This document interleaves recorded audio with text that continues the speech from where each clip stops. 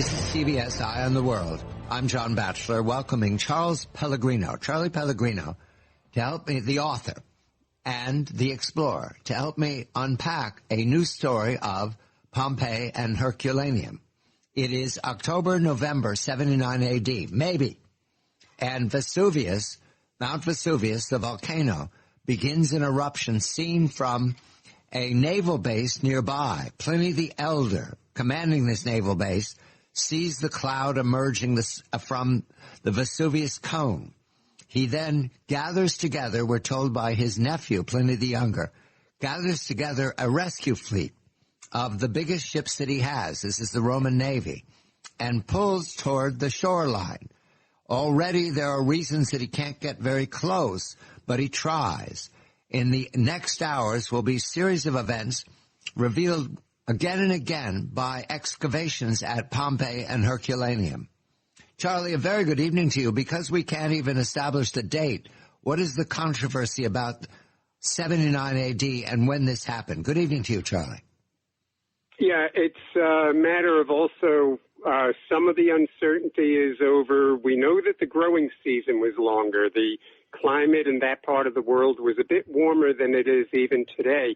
And so in one of the sister cities of Vesuvius, Oplantis, we know that the pomegranates were being harvested, but they shouldn't have been harvested until about October. And yet Pliny the Elder's nephew, who was there, he records the eruption as having happened in August. And so that's still to be sorted out. My tendency is to go along with the person who was there, with the eyewitness. All right. We had the same thing with the Titanic for years. Everyone said, no, the ship went down intact. But there were people like Marjorie Newell Robb, who was a child who was there and said she saw it break in half. And, people said, oh, no, lady, you're wrong. And she should have just said, hey, don't tell me what I saw. So I tend to go with eyewitnesses. We go to the evidence that is being excavated even as we speak. The most recent excavation gaining attention is that of a man between the ages of 40 and 50 found on the beach, dead instantly from the explosion that did not happen immediately. And the evidence of his success or failure is on the weapons and attendant belt and coins that are around him. However, I want to get to him because he didn't die at first. Pliny the Elder is pulling to shore. He cannot get very close to shore, and yet he's aware there's alarms. Why can't he reach Herculaneum, Charlie? His ships could not get there because there was so much dust drifting over from where most of the pumice was falling on neighboring town of Pompeii. And on the water, pumice is a stone, but it's full of gas, and it actually floats. And so you had islands of pumice between Pliny the Elder's ships and Herculaneum. He was unable to get over there, and so they turned and ended up on a beach in the east of Herculaneum and Pompeii, where modern-day Sorrento is. Right. So Herculaneum is to the northwest of Pompeii. Pompeii's inland. And Sorrentum at the time, is to the southwest of Pompeii, and that's where Pliny the Elder managed to get his ships. Now, the first day, there's ash falling on Pompeii and driving everyone out. Are they driven to the beach, or do they run in all directions, Charlie? They probably went in all directions they could away from the ash, especially as it first began settling on Pompeii. And we do know from footprints that are actually preserved on the beach at Herculaneum that there was quite an exodus of people moving away from the direction of Pompeii and possibly out of Herculaneum also, and going toward the west. All right. Now, the ash... When the surge cloud came, it actually preserved even all those footprints. The ash cloud is burying important details that will emerge over the course of many years, have been emerging for more than 100 years. Many details are buried in Pompeii. But let's go to the violent event itself, because it's a teaching event. It happens Not at first, but about what time in the morning did the surge cloud hit, Charlie? The first collapse of the eruption, which when the eruption momentarily, it only has to happen momentarily that this jet of ash straight up into the sky, superheated, that it just stalls for an instant, and then you get this downblast. You get this column collapse and this surge cloud, and it travels downhill along the ground at up to almost 200 miles an hour. And at 1 in the morning in the dark, this had to be incredibly frightening. It's hundreds of feet high. It's compressing the air in front of it, snapping off these huge cedar trees that were along the path to Herculaneum. And these trees would have been pinwheeling toward you if you were in Herculaneum.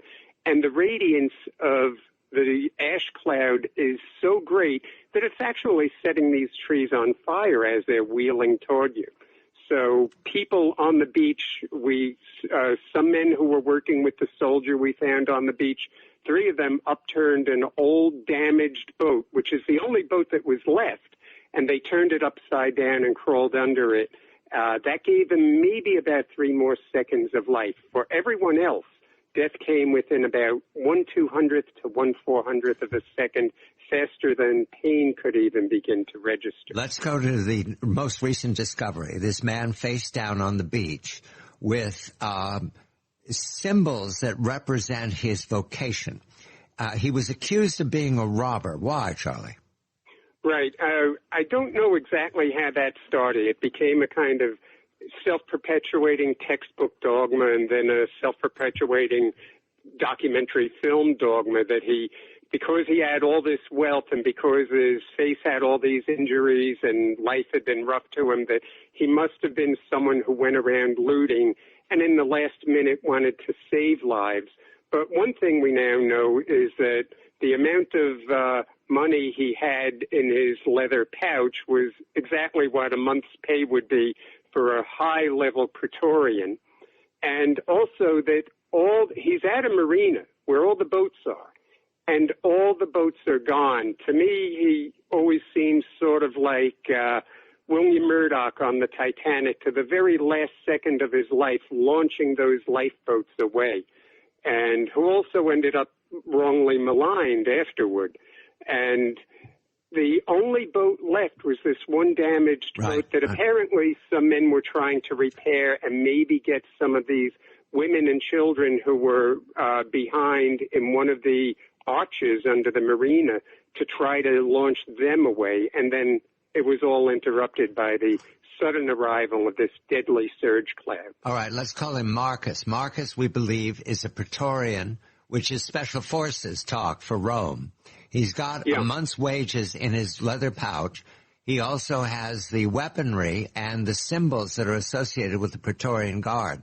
So we can easily believe that he is organizing the evacuation from Herculaneum. This is in the middle of the night, right, Charlie? He's hit by that first surge. I suspect he was, in the middle of the night is when he died, approximately 1 a.m. But I suspect he and some people working with him were working to launch boats away and get people away from Herculaneum throughout the whole afternoon and into the evening and right up to the very last second of their lives.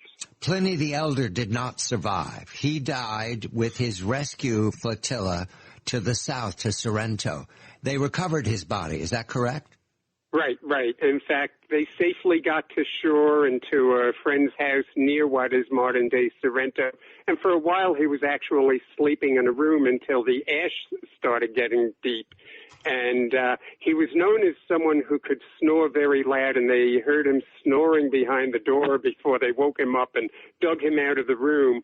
But he must have been quite a snorer to be able to be heard behind a door over the noise of an erupting volcano. Did the Romans, the well-to-do, the elderly, the seniors, the scholars, did they know what was about to happen? Had they had stories about Vesuvius before? No, they had no idea. The volcano had been dormant for a very long time. A few years earlier, there had been an earthquake, which was a sign that the volcano was